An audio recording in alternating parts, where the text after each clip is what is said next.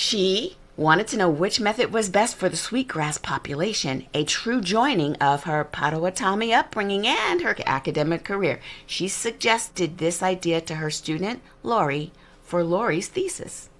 The dean was skeptical that this would even be a project of merit. Anyone knows that harvesting a plant will harm the population. Like, duh, says the professor. You're wasting your time, and I'm afraid I don't find this whole traditional knowledge thing very convincing.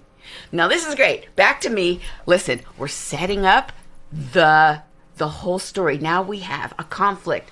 You know, the pros and this group versus that group. Who does it right? Someone says, I'll study it. And then you've got your, why study something that's completely obvious? So what happens? You know what probably happens. Let's get into it. What does Lori do?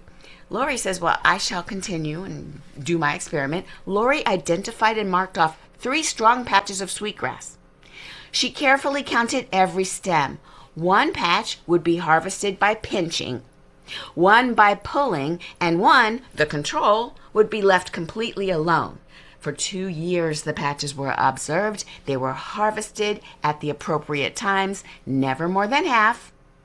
At the end of the experiment, Lori counted one last time every single stem.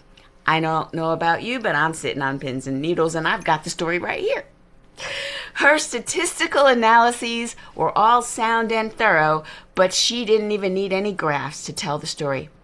From across the field, you could see the difference. Some plots gleamed shiny golden green, and some were dull and brown.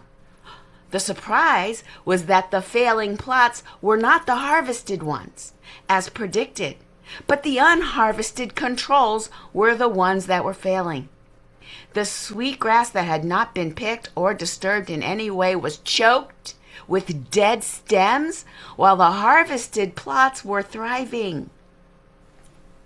Whether the sweetgrass had been pinched singly or pulled in a clump, the end result was nearly exactly the same. It didn't seem to matter how the sweetgrass was harvested, only that it was harvested. Lori's findings might have been surprising to academic theologists, but they were consistent with the theory voiced by the ancestors. In other words, the ancestors knew all along. If we use a plant respectfully, it will stay and flourish. If we ignore it, it will go away. And at this point, if there is a mic to drop, drop the mic. What